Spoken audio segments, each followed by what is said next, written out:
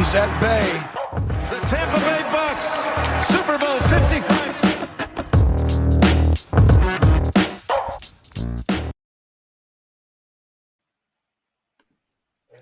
Hello and welcome back to the Bucs Banter Podcast. I am your host, Colin Hallboom. I am joined by my co-hosts, Scott Capron and Bodan Yard, to discuss the Bucs finally getting their first home win of the year. Nice to see. And we're also going to talk about the AFC North battle that's about to begin. That's, of course, the crossover for the NFC South this year. And that's going to start in Pittsburgh this Sunday. This is our, as I mentioned, 64th episode. That makes this our Randall McDaniel episode. A lot of people may not remember him as a member of the Buccaneers, but he did spend 2 seasons here after his storied eventual Hall of Fame career concluded with the Minnesota Vikings. He played guard for the Bucs for a couple of years to start off this century, actually. So anyway, boys, I hope you're doing well. Let's just get right into the game that just happened this past Sunday. 21-15 for the Bucs at home. The Bucs were without, Cordell Patterson, Kyle Pitts, their 2 best offensive weapons.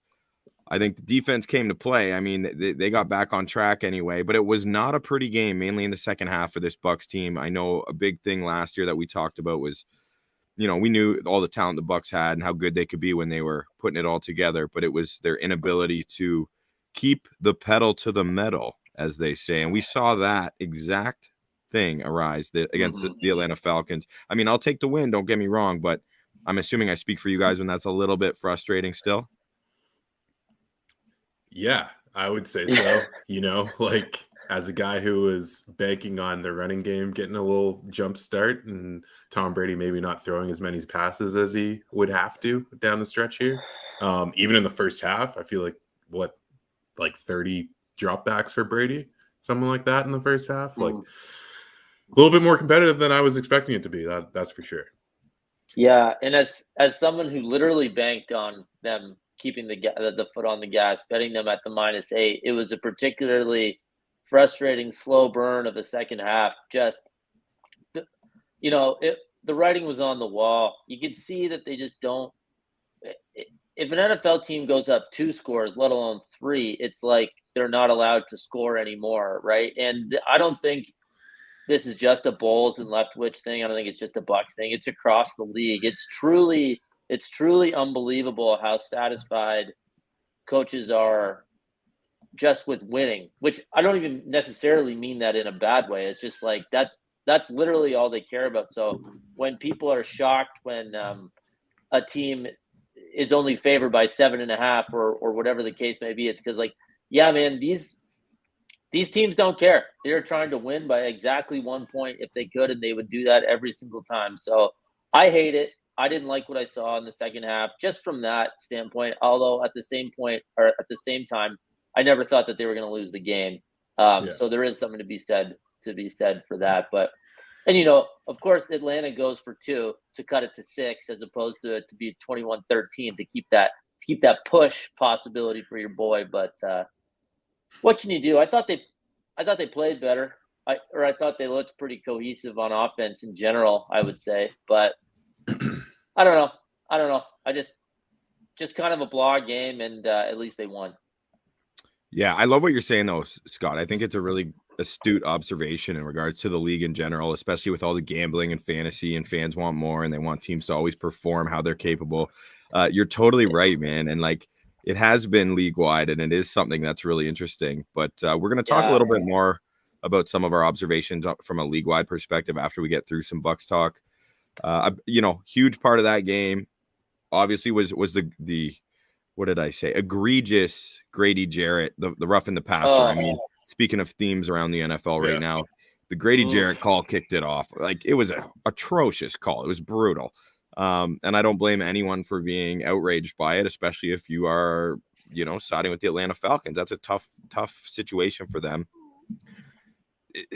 Not trying to open up another can of worms, but I do want to just say the play right before Scotty Miller was pretty much dragged out of bounds, and they didn't call that. So I think it was Albert Breer, or no, it was not Albert Breer. He was on the opposite end.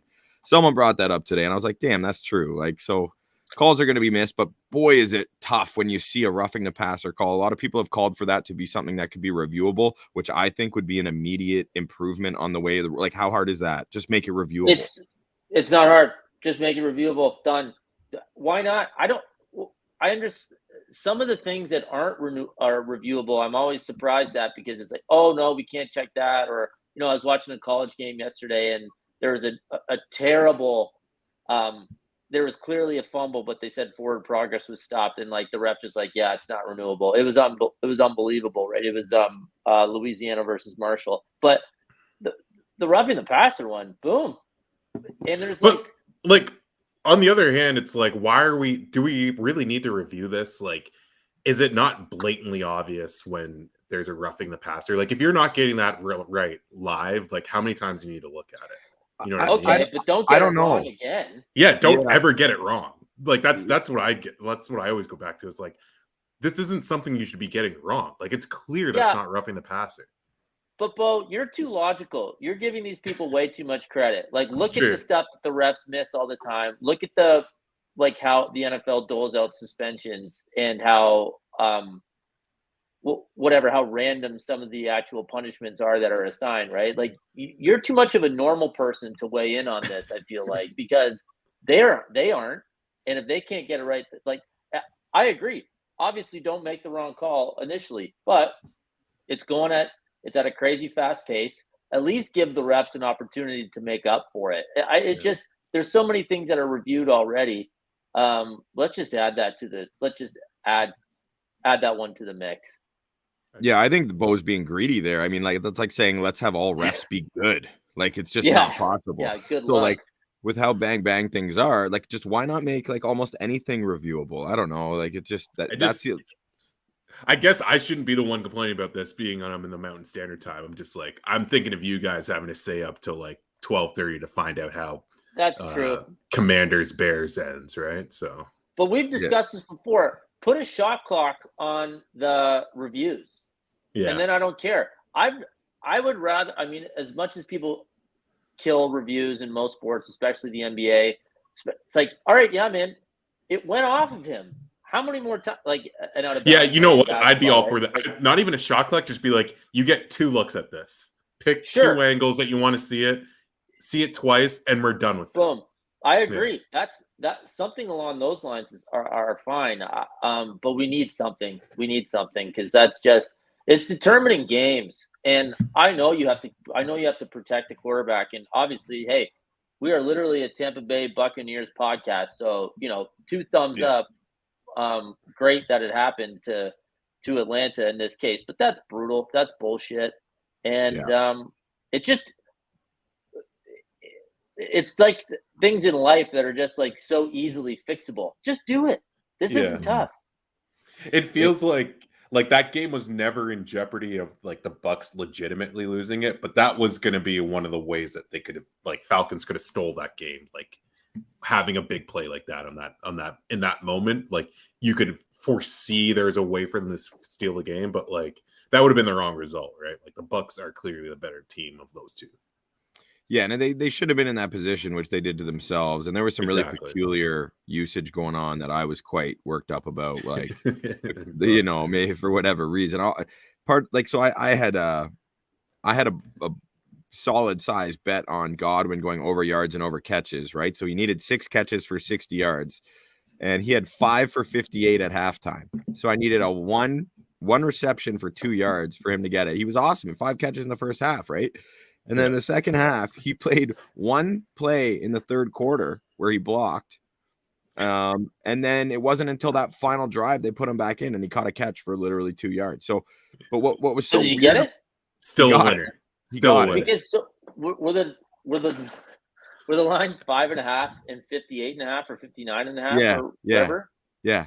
It was. And he finished with 6 for 60 after 5 for 58 in the first half. How do you discuss this? Scott, and he had. Well, I don't talk about my overs with you. I have a side because I know. Fair enough. Yeah, and that not to get too insidey here, but Scotty likes the unders, and I'm like a religious over better. So we've had our debates. Oh my, you must have been dying. Oh yeah. Well, the third quarter was not a good look. Yeah. But honestly, though, like truly, I was far more concerned about like what the hell's going on with Chris Godwin. Is he hurt or is he not? Like, if he's out and he had his helmet on the whole time, because we got Bucs game day, we had multiple guys down there in the press box. So like, I was texting them and I'm like, "What's the deal with Godwin?" To Caleb Skinner, one of our awesome writers, and he's like, "His helmet's on. He looks ready to go, but he was just on the sideline." And it was so frustrating because that's when their offense became stagnant, right? And I'm like, it's when Godwin's in there. It's incredible how different their offense looks. He's just this relief valve, always available. He's so good at sitting in his zone. He's so good at yards after catch.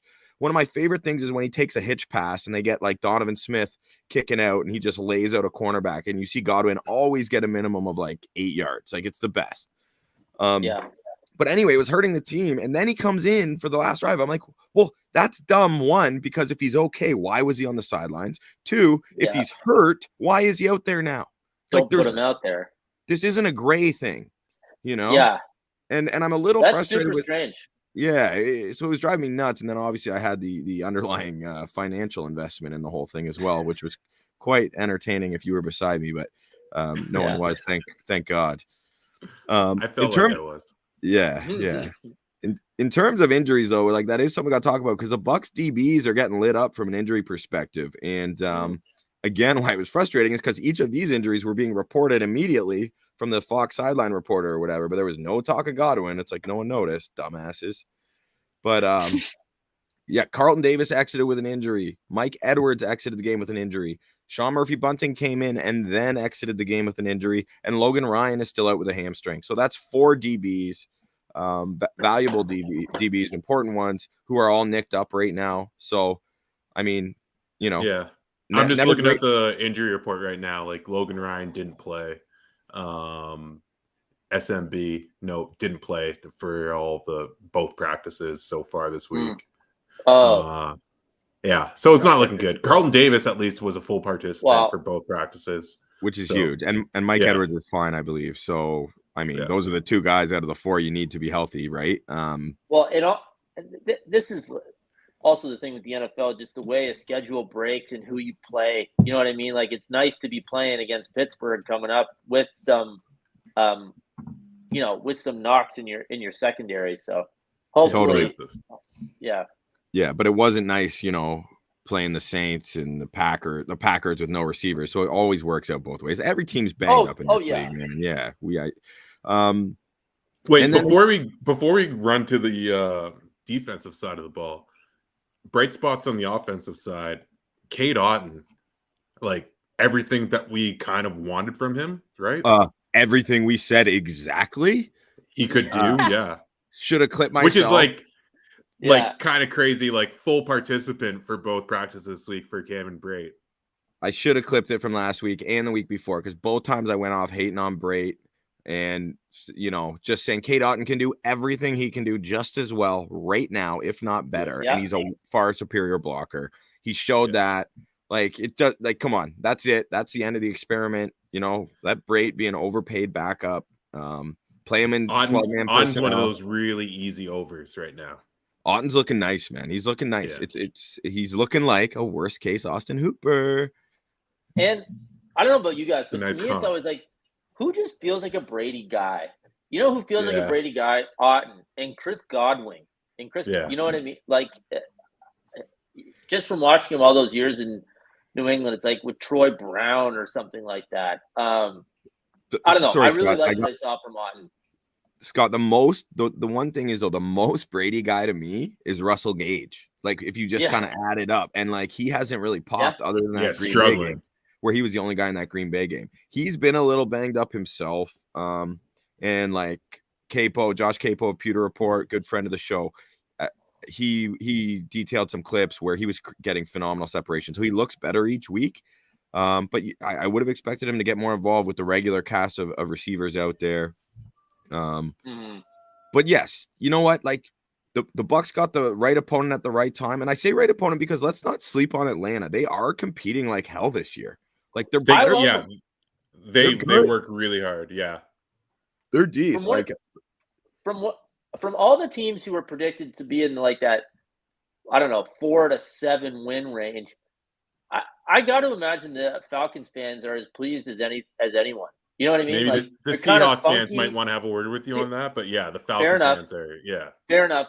Both those New teams, Orleans just scored. probably hit the season long overs already. already. Yeah, and Atlanta beat Seattle, and New Orleans just scored on Seattle again right now, actually. But I hear you, Bo. Obviously, they would be thrilled with Geno and how that's all looked. But I just think Atlanta's, I don't know, they're fun. They're competing. The defense looks okay. Their They got O-line Ritter is so much better than we expected. Like, so much better. Yeah, Ritter waiting in the wings kind of thing. Yeah, props to them, man. Like, seriously. Yeah. Ritter's a guy who I think could see the field this year and be better than Mariota. Like, I know Mariota moves, but Ritter's athleticism is underrated. And I know he's a rookie and like, I'm not saying they should do it, but I'm saying I believe he is like the most ready on of those. Yeah, he scares you more. He scares you more as a Bucs dude. fan. I'm almost positive in this. Not to misremember, I think we said Mariota kind of rights the ship, but makes them respectable. Ritter gets in around week 9 or 10. Yeah, and I don't know. That feels quite likely at this point, if not probable. I wouldn't have been shocked if they threw him in the fourth quarter there. I wouldn't like. Obviously, the fourth quarter ended up being like a game, but if the Bucs had kept the foot on the pedal for the third quarter, and there was like that game was out of question, and they threw Ritter into the fourth quarter there, I think that would have been a great spot for him. Yeah, I think Ritter will be good for sure, and I think he's just kind of, I don't know, he can do a bit of everything. Seems like a savvy guy. Speaking of those Bearcats, our guy Sauce Gardner is balling out too, man. He looks phenomenal. Oh my god. Yeah. But rookie defensive rookie of the year, yeah. Oh yeah, he's on pace. Yeah. Just while we were on the injury thing, it's super interesting. Like Ryan Jensen, the nature of his injury has still not been revealed. Like it's got to be a fully torn ACL or something. But it's so weird that has not come out specifically, like the exact issue that he's dealing with. But anyway, and then Akeem Hicks. Can't we just know? Can't we? Yeah. Can't they just tell us? Like, fuck. Yeah, you're gonna wait till he comes back. Yeah, or I don't know. NFL injury reports are always so infuriating to me. I don't get it. It's kind of like the NHL in the playoffs when it's like, yeah, they have a lower body injury. Well, it's either a lower or an upper. Those are the two portions of the body. It's a binary you know what I mean? injury. It doesn't really help.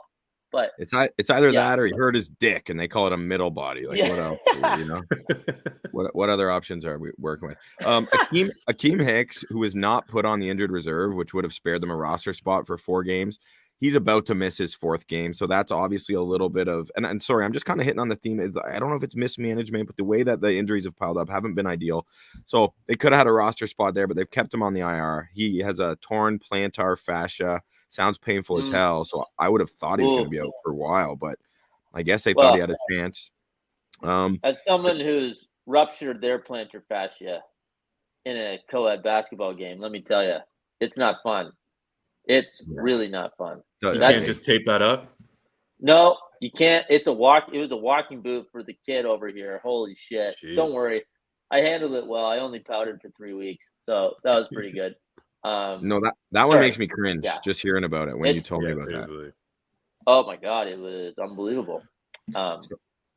Yeah. And then Julio. Okay, so Julio, it comes out he has a partially torn PCL or whatever the knee injury was, and then he comes back and plays against the Chiefs. Plays all game. I was bragging about how it felt like a win because we came out of that game with him and Godwin unscathed. Well, sure enough, he misses the next game, and I'm a little pissed off about that one because you had Evans, you had Godwin, Russell Gage was in like enough guys. Why would you rush Julio back for that game if you weren't sure he was good? And sure enough, then he had to miss past week's game against the Falcons. So we'll see if he's going to play this week, but just don't throw Julio out there if there's any risk at re-injury or if he is not literally 100%. I don't mean that as like 80%, but I'm saying 100, like 100 fucking percent. Keep him on the sideline if he's not there. Yeah. 5 weeks in, it doesn't seem like Julio is going to play back-to-back games ever, right? Like it's just a way. I don't know. That's ridiculous. I know. Rest him until he can. I'd love to disagree with you, Colin. I really would, but of course I agree. What are you doing? Like don't do that. It's nuts. But like maybe help him. Maybe that's just what he is now. You know what I mean? Like maybe he's a number 2 receiver every other week. You know what I mean? He's our number 4 receiver. But he's not. When he's in there, he's getting more looks than Russell Gage is getting. He's almost getting more looks than Mike Evans is getting when he's out there. So like, you know what I mean? Like maybe they're just saying we're gonna get 8 games out of Julio during the regular season, and we're fine with that. Right. It's an interesting point. He looked so damn good in that week 1. He sold me up the I know. But I'm not going to criticize him for being hurt. I blame a lot the of Bucs chemistry with Brady. Yeah. I blame the Bucs for that. That's on the Bucs, man. Like Julio's going to try and play. He's tough. Like Bull's already talked about. He's got a high pain tolerance. Okay, well, make the decision for him. Yeah. I totally agree. I'm not. He's nicked up. Let him rest. This doesn't feel like last year. This just feels like he needed a week. And I don't know.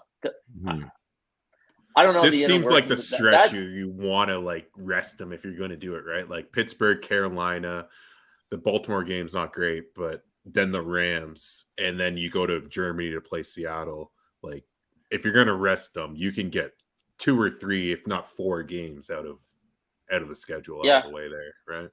Yeah. So anyway, that is what it is. The Bucs have taken their spot atop the NFC South. So however they did it, they're there now, and that's the most important thing. And now they're traveling to Pittsburgh. Sorry, go ahead. One more shout out. No, I just want to say nice to see Lenny get actually punching in the end zone a couple times. Dude, I know Lenny's got a lot of haters on Twitter. I thought he played a great game. And I know he had that rough 4th and 1 or whatever where he jumps left when he should have jumped right. I thought he was lights out after that. You trying to defend him on that on my timeline, eh, bro? Coming for save Lenny's ass. God, you're so loyal. You're loyal to Jackson, bro. There was no hole there, right? So it's either I like try to take out Luke Gadecki's spine or we don't get the first down. He only needed half a yard. He literally could have just fallen on his ass and been there. But anyway, he could have fallen forward. Yeah. Yeah, that's all I was saying. But yeah, like fair enough. I mean, he certainly looked better, and I like the development of Rachaad White as this pass catching threat. I mean, we had Thor Nystrom on the show, which was a hell of a get for the Bucs banter boys. And Thor was all about Rachaad White as a receiver. He was talking about how he's hands down the best pass catching running back in the draft. He's damn near a receiver, and we're starting to see those skills. And one thing, again, hate to keep singing his praises, but he's our guy, Josh Capo, profiling some of the awesome pass protection. Oh shit, maybe it was John Ledyard actually, but one of those guys was highlighting how effective Rachaad White was in pass pro as well. And he saved Brady's ass a couple times, which is not something you always see from rookies. And when you do, it sure is nice to see. So, I mean, Rachaad White, keep using him. He's going to be fantasy relevant, I think, almost like moving forward. Like, don't let him be floating on your waiver wire, people, especially if it's PPR. The Bucs, quick sidebar. The Bucs are insane from a fantasy standpoint. What do? They have all the talent, all the weapons, but they're not scoring. And then, like, I feel like Fournette is the most reliable just from that standpoint because it's like Brady can kind of distribute to like 6 reliable guys in the red zone, I would say, kind of thing. But anyway, yeah, I love what I've seen from White. I think it's important for Fournette to get in the end zone. I feel bad bringing this up because I read an article about just how much running backs actually value scoring. You know what I mean? I guess I would have always kind of valued the yards and then as long as it ended in a drive. But I think running backs really, truly, really want to punch it in. And I know that sounds obvious, but it's like that's more validating than even just great running. Like 28 for 142, but no scores. You know what I mean? Like they really want to score. So to see Fournette, like for a golf analogy, just see a couple like 10-footers go in like that and to actually get in there. I hope that they need him, man. They need him to be really good. And he's obviously shown spurts, and this could be a big game for him against Pittsburgh as well. So that was awesome to see. For sure. Well said, man. I couldn't agree with you more there. And talking about Pittsburgh, I mean, I guess you could call it disappointing, but I mean, based on their O-line and how that team is built, like I'm not surprised by any means that they're off to a 1-4 start. I mean, they are kind of like a tough team though, generally. And I mean, over the course of Tomlin's career, he's never been below 500 or whatever, which is crazy. That's going to change this year. They're coming off a 38-3 loss to the Bills. And don't get me wrong, like the Bucs just got spanked by the Chiefs. The Bills could smash any team in the NFL on the right day by a margin that big. But let's just say the Steelers are not for real. That is not a fluke. It's literally a matter of one of the best teams, if not the best in the NFL, playing one of, if not the worst teams in the NFL in the Pittsburgh Steelers. Yeah, they've got nothing on offense. I think if you're a Pittsburgh fan, you came into this year being like, our defense is going to be elite no matter what. And they're not. Got injuries. They're not. They're just not. Yeah. Yeah. But TJ Watt being out doesn't help. But they're TJ Watt coming back isn't going to move the dial for them as far as wins go, right? So it's still a good, well, I don't want to say a good game, but it's still an interesting game on one side of the ball. Like the Bucs offense versus the Pittsburgh defense should still be interesting in theory. I agree. Yeah. I agree. But the Bucs defense should be, it's like taking candy from a baby, honestly, with Kenny Pickett back there. Yeah, that D line better get on him against that Pittsburgh O line, right? Shout out to our guy Logan Hall, by the way. Logan Hall, I think, is going to be a guy, like a blue chip. There we go. Here we go. I really, really, really like that guy. I think he's absolutely for real. Even though, I think everyone expected us to come on here and give flowers to JTS, Joe Tryon-Shoyinka, but even on those sacks, and then when JTS was in the backfield, you could see Logan Hall was right behind him on a bunch of those. So I think he's going to be a really good player down the line. Logan Hall, boom. Yeah. Yeah. So the only thing I would say about Pittsburgh, this matchup coming up, is the fact that I wish they were playing Trubisky. You know what I mean? I think Just keep going with it. Well, no, I wish the Bucs were playing Trubisky just because I think that at least the Steelers have some sort of ceiling with a good Kenny Pickett game. I know that's ridiculous. I'm just saying he's more boom or bust than we know, the level-headed shittiness of Trubisky is all I'm saying. I think Kenny Pickett is going to have some unbelievable – I think he's got an unreal game in him. I do, because they still have guys – they still do have guys to throw to in Najee Harris, right? So I think it's possible. Yeah. And if the Bucs secondary is beat up a little bit, it would be interesting. Now, he's skewing towards it's going to take a lot for him to have that good game. He's still a rookie and all of that stuff. I just mean as from the Bucs perspective, we know what we'd be getting if we'd see Trubisky. Pittsburgh would score 17 points at most, and then you just have to go from there, kind of thing. But that's just a little sidebar I wanted to throw in, just because I want to like Pickett. You know what I mean? I want to like Pickett. Hey, quick little thing here. Can I read you guys? So the Steelers, who have been obviously a perennial playoff team, like Colin said. Tomlin has never been under 500, whatever it is, something crazy. They're 1-4. Here are their next 3 games. Here are their next 3. So home to Tampa Bay, 8-point dog. At Miami, they'll be a dog. At the Eagles, they'll be a dog. Tough schedule they've had. That's 1-7. Yeah, easy. Depending on the Miami quarterback situation, but I still like them in that. I just think.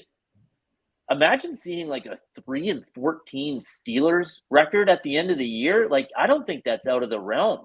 Are they tanking for Victor Wembanyama as well? But from the tanking perspective, I think that's literally why I was even though I wanted them to take Malik Willis, the fact that they took a quarterback, it's why did you do that? It's if you know you're going to be this bad, what's they the didn't point? know. Dude, Tomlin will never accept that, bro. Yeah, that's probably true. But what makes it even more potentially egregious is how good the quarterback class is in this upcoming draft, right, Colin? Exactly. You get someone obviously, and they still might get them. They still might get them. Right? No, but that would be a failure. That would be an utter failure if they did, Bo. Right? Because then it's like when the Bucs took Trask. I was like, what the fuck?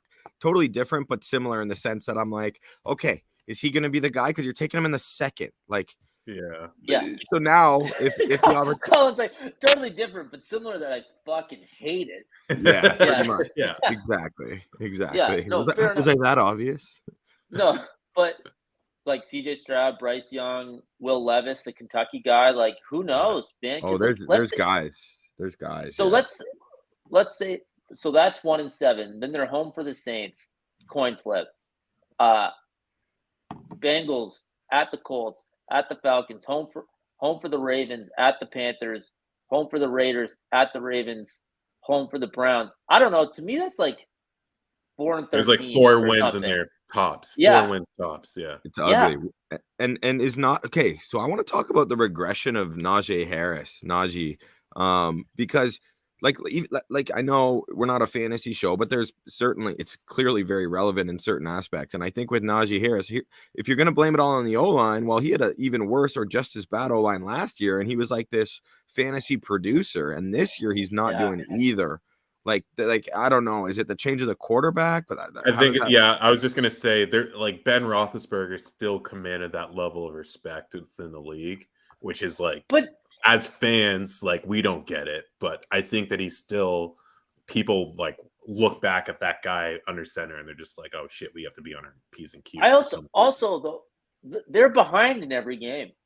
Yeah, right? true. So that's a great that point. Immediately negates what a running back can do, when they're going to be used, and everything. And then it's like, you try to get the ball to them early, do nothing, because they're not respecting, defenses don't have to respect the quarterback that they're playing against. Then good luck.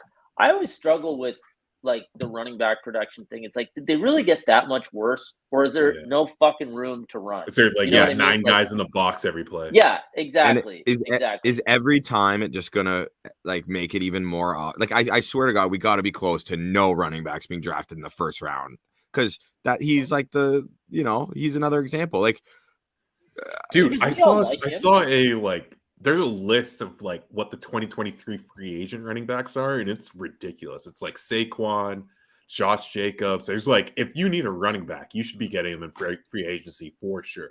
Hey, props to Josh Jacobs, man. He's looking good. Like, he's looking real good, and he's kind of gets shit on a little bit, like he's good, man. He got caught up in that Raider stuff. Like, he's a runner, man, and like he's not. Who said it? Bo, you said it. I said something, and you called it. What'd you call him? Slow-mo Saquon. Slow-mo Saquon, because it's like he's slow, but when he's in the open field and has like a split second, he will throw a nasty juke on you. It's just way slower, but it works. Yeah. Like, but I love that. Yeah, and he'll put a shoulder right through your face. Like, I like him, to be honest. Yeah, he's going so slow that you're like, oh, is he going to deke me? And then he just runs you over. Yeah, and that's something we're going to have just a bit of an NFL chop sesh, I think. I don't know if we're already spilling into it, or if we want to talk more about this Bucs Steelers matchup. Yeah, I think the Bucs handled them, taking by the the 8 way. points? Are you taking the 8 points? No. They burned you last week, so fuck that. It's just hard to cover big spreads, man. It just is. It like, a wise man once told me it was a different sport, but granted, he told me find a way to take the money line, and if that means showing a little bit of patience, waiting for the game to start, and finding your spot, you take it. That man's spots belong to his name, which is Scott. Yeah, like it's not the 80s. We don't have to go to the window. We don't have to go to the window at Caesars, right? We can just bet live, guys. Although it's much better. We would love to go to the window at Caesars. Although Caesars if watching, we've would tried love a sponsored trip, please. Thank you. We've tried many times running up to the mixing a beet salad for our boy. Before the commercial ends, let me get Kelsey's yards over 73.5. Exactly.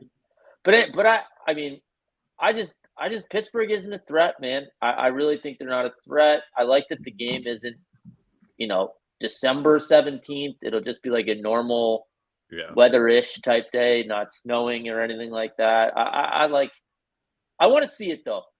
Like, let's go here. Tampa, you're 4-2. The NFC looks like shit. Your division looks like shit. So it's kind of like they're not going to have to really show much in order to host a playoff game. Like, right? Like, but let's go here. Let's see it. I know we called for this last year and we've been calling for it, but they have the talent, they have the roster to go win this game 31-13, and I'd love to see that. So. Yes, well said. And I'm a little disappointed. I was hoping I would get to go to Pittsburgh to cover it, but we've since learned like I need to get down to Tampa first to get approved in person before I could potentially acquire a road credential. So I am going to be flying to Tampa at some point to cover one of these games in the press box for Bucs game day soon, and I'm really looking forward to it. Nice. We'll see what it is. Might be it's going to have to be before that before they play the Browns though, so that I can hopefully get down to that one. So anyway, we'll see. And while I'm at that, make sure you're checking out all of our written work at bucsgameday.com, the only Sports Illustrated website dedicated specifically to covering the Tampa Bay Buccaneers. And if you're enjoying this on YouTube, please make sure to like and subscribe. Helps us out a ton. And yeah, man, don't be hesitant to engage either. We are also available on all your streaming platforms. So, I mean, yeah, what the hell else is there to say? The Steelers aren't great. The Bucs could be playing better. We'll see how that goes, and we'll talk about it next week.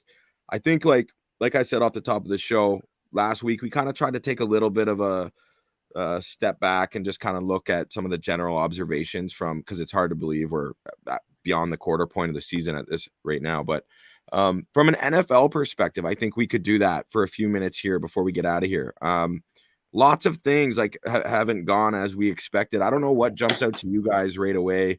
I mean, I would say for me, I was expecting the AFC West to just be utter domination. I expect, like, I know it's easy, and a lot of people were off the Broncos. Scott, you weren't as on them as Bo and I were. I thought the Broncos would be good right away. The Chargers have obviously Bosa's hurt. What else is new? We almost got to start expecting Joey Bosa to be hurt. But just kind of the way that the Raiders starting off really poorly. The Chiefs look great. I mean, that's an interesting division. And then, of course, the NFC East looking so good. So those are the two things that really jump out to me. I don't know which of those you guys want to hit on or if you want to introduce a new thought, but happy to talk about whatever. No, I mean, I think the Broncos hype was warranted based on prime Russ and like new scenario Russ, and giving the benefit of the doubt that Hackett was not a corpse, right? Like I do think I wasn't all the way there. I thought they would be, fighting for a playoff spot more as a result of I just like the Chargers and the Chiefs better than them. So then automatically, if you're third in your division, then what's your record going to be? Probably like 10-7 if you're really good, right? So that was more where I was coming from. But Russ looks like shit. He's also looks like he's hurt, right? Like I think that it's a combination of being injured plus it's just not going well, right? So I think that thing is like that's surprising to most, and they're worse than I thought. Obviously, I think Hackett is as bad as it gets. The Raiders thing, they're 1-4, but of course, every game has been close. Oh, there he is. Every game has been close, right? They won the most one possession games last year, and now it's regressing to the mean, and they've just lost a couple. They easily could have went and had a huge Monday night win against the Chiefs. They absolutely gacked away that one against the Cardinals at home, right? Like, so I think the Raiders are pretty good, but 1-4, that's a mountain to climb. Like the fact that the Raiders are 1-4 and the Giants are 4-1, you would just look at the standings and like, wow, what a big gap. I would almost guarantee the Raiders would be favored on a neutral field over them, right? So that just the way that goes is it's just hard. The Raiders are way better than that record, that's for sure. Yeah, I agree, and it's an interesting parallel to draw, Scott, like you just said. And then you consider they both have first-year head coaches. This year at least new teams. Brian Daboll looks awesome. Like I'm cheering for that. He does. Kid, man. Yeah, I do. I like cheering for the Giants. I woke up early for that London game, and it was fun. It's really, really fun watching those Giants. That Giants team is just like weird. It's so weird. You're not expecting anything from Daniel Jones, and then they get in the red zone. They get into like goal line situations, and it's just wildcat, and like Saquon's just doing whatever he wants. It's unreal. I really like because he is a wildcat. He's the most electrifying player in football, and I'm so here for it. You guys know I've been absurdly loyal to Saquon, so to see him bounce back, like I'm exhilarated. Want only good things for him, and the fact that he's popping off has been awesome. But I don't think the Giants are any good. Like No. for that. Daniel Also, Jones. let's say awesome 4-1 start.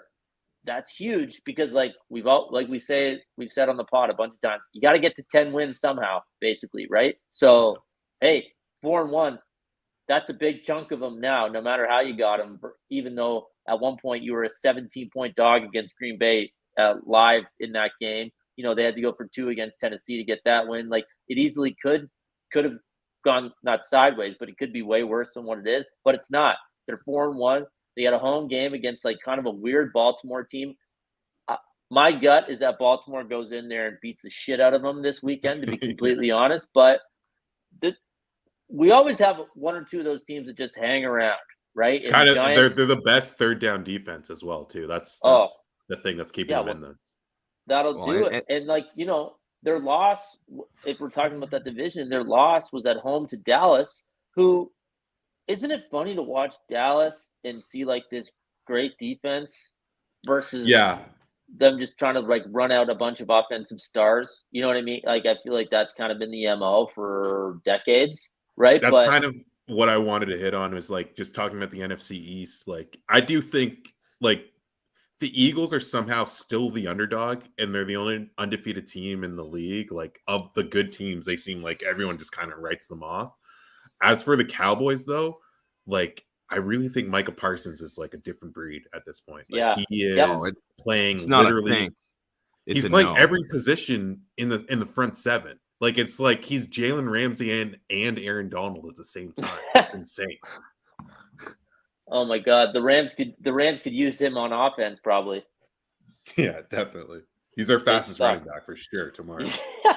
Hey, did you guys? So for one, let me just say though, the Eagles are for real scary. I'm so impressed with Jalen Hurts, man. I don't know if I said this last week. It's hard to tell, right? When you do a podcast with your friends and you talk football every damn day, you don't know what you said on the air and what you didn't. But one of them is totally. I'm so happy for Jalen Hurts because I was not a believer in him at all as an NFL quarterback. I watched him at Bama. I watched him at Oklahoma.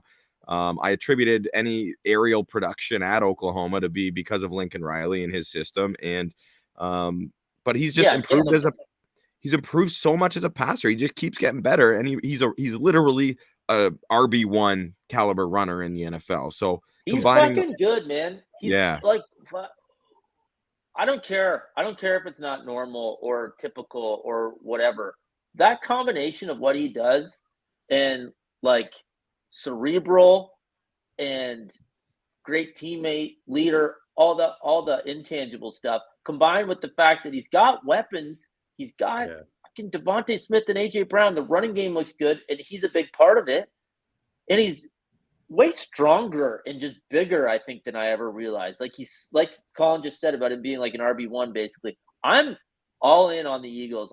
It's so funny from a Bucs perspective because when they played them in the wild card round last year, it was okay, we don't you don't have to watch the game. It was never an issue.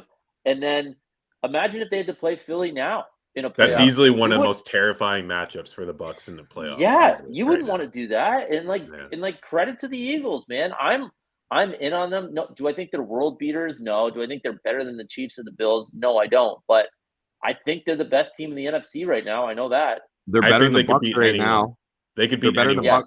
They're better than the Bucs right now. That's for damn sure. And Scott just listed off a bunch of playmakers. He didn't even mention Dallas Goedert, who looks just like the perfect tight end for them. And Howie Roseman deserves Executive of the Year, the way that he has so quickly turned this around after dealing with the Wentz fiasco and sticking with Jalen Hurts this extra year. That man is so good at building through the trenches. So their O-line is absolutely stacked with talent. Their D-line is absolutely loaded with talent. They got Hassan Reddick.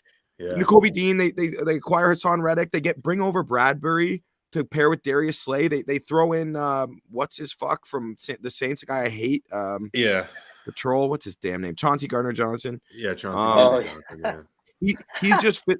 He's fit the puzzle pieces together like so well. I just have to give it up for Howie Roseman. And I hate the fucking Eagles, boys. Let me tell you, deep in my soul, I do. They caused me a lot of pain as a child, man. The Bucs couldn't get over the hump. They couldn't get over the hump, and it was always the Eagles. So anyway, until Rondé Barber ended that, and the rest was history. Yeah, Super Bowl 2002. Hey, what a win. Yeah. Who do you think is the best who do you guys think is the best team in the league? It's the Bills. You literally can't have another answer besides the Bills. The way that they can just rush 4 and be an absolutely dominant defense with all the injuries they have in their secondary, they're the best team. They're by far the best team. They got to be top 5 on both sides. Yeah, I'm with you for sure. I think they're the best team. But like the Eagles could beat. I would not be shocked if the Eagles beat them. No, I would love to take the points of the Eagles. Yeah, exactly. Because when you ask the best team, when you ask the best team right now, too, like we're taking in sample size, right? The Eagles, this version of the Eagles is undefeated. Yeah. But like for all we know, it's like we don't think it is. We're all believers. Bo, I remember when you and I did the pod before, we both were talking about how they were for real this year as an NFC contender when we had Capo on. I think Scotty missed that episode. Yeah. But either way, we're all in agreement on that now. I'm just saying the body of work of the Bills over the last few seasons, it has been a slow but still very like clear trajectory to where they are now. Like they're just they're just keep climbing, right? Yeah. And the fact that they're favored in this game at Kansas City, I don't want to call it the culmination, but that tells you how good they are and how much respect they have, right? So wow, what a game. What a game that is. I can't wait for that.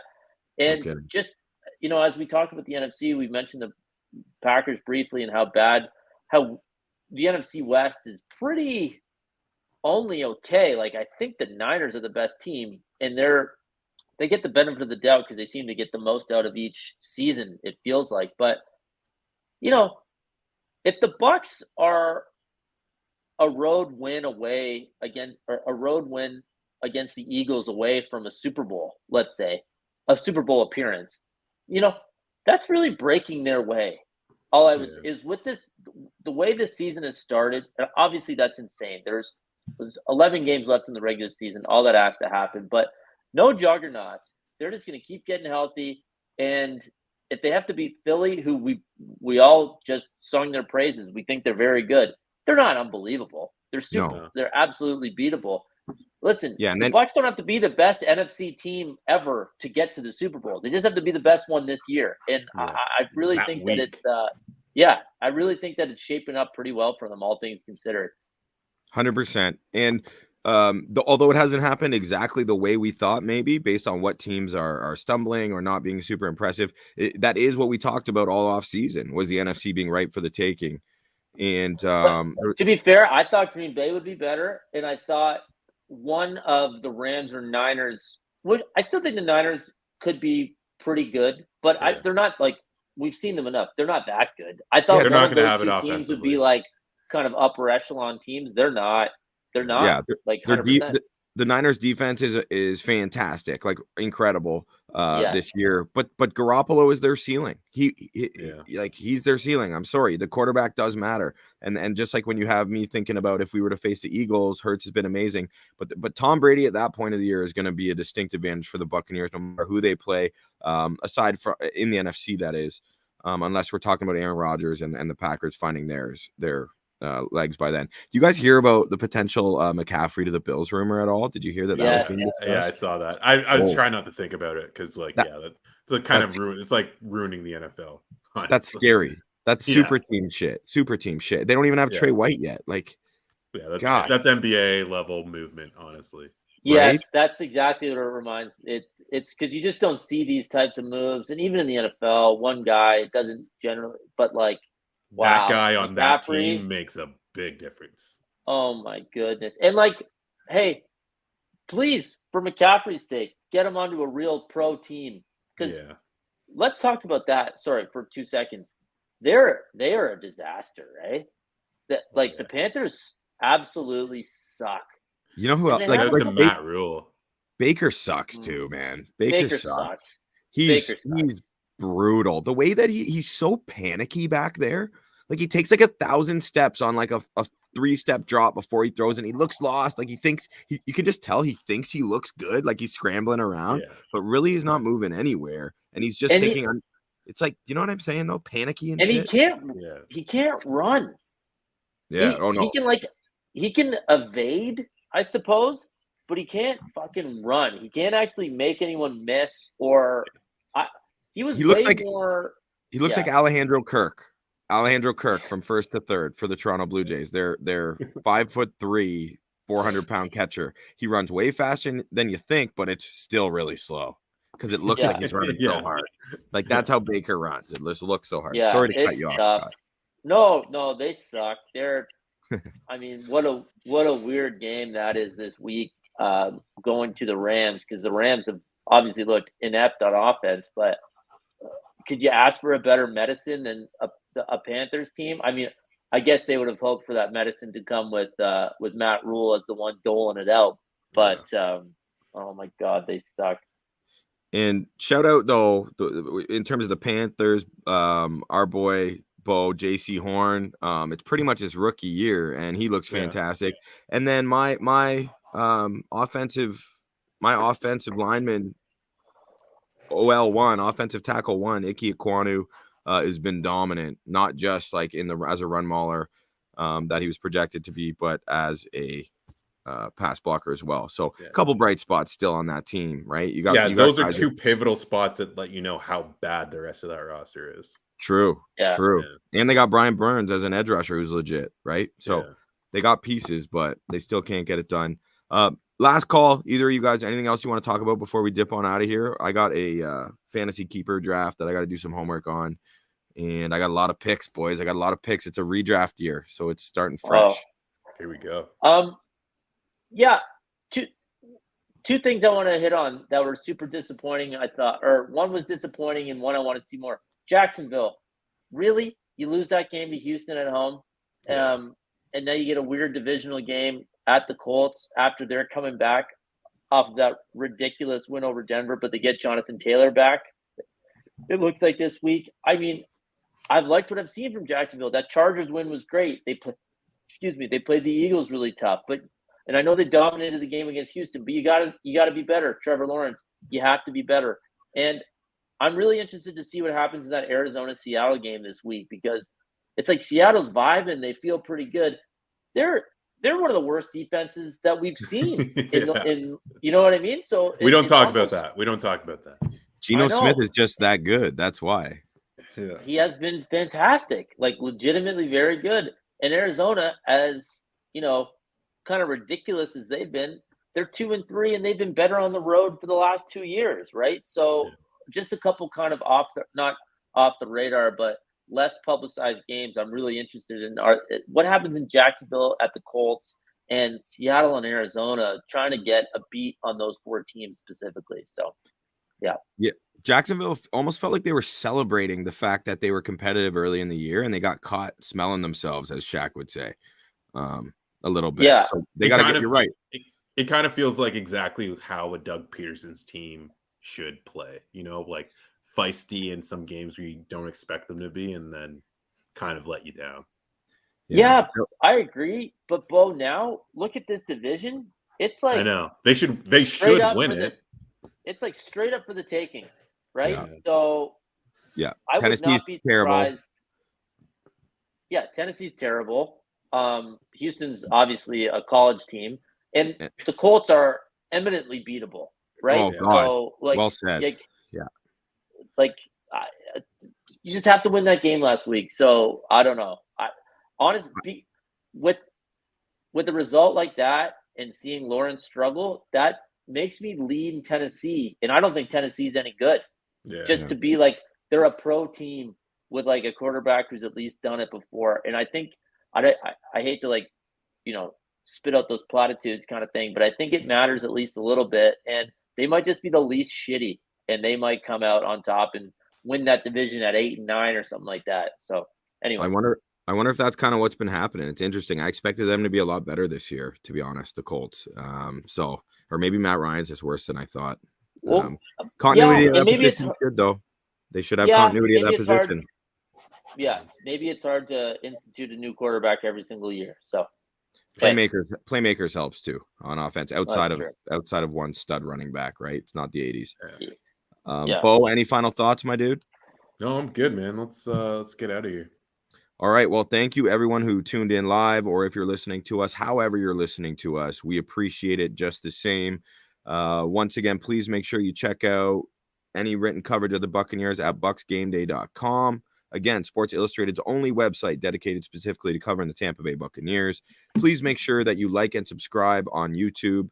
Helps us out. Share too, whatever. If you're feeling frisky, do what you got to do to promote the boys. And we appreciate it. And we'll see you next week, most likely on Wednesday at about 8:30 p.m. Time subject to change, dependent on our children and our floundering careers. All the best, the Bucs.